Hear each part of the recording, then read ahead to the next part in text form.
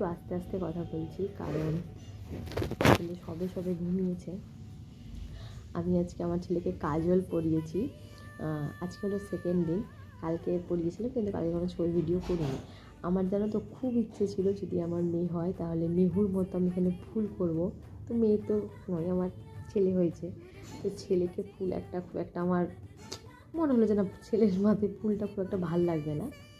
তাই এটাই ওর বাবার সাথে আলোচনা করছিলাম। তোর বাবা আমাকে একটা বুদ্ধি দিয়েছে। কি বুদ্ধি মানে কি এঁকেছি এখানে সেটা তোমাদেরকে দেখাবো, কিন্তু ও ঘুম থেকে উঠুক তারপর। আর কালকেও কি করেছিলাম সেটাও তোমাদেরকে একটা ছবি এখানে অ্যাটাচ করে দিচ্ছি, দেখে নাও।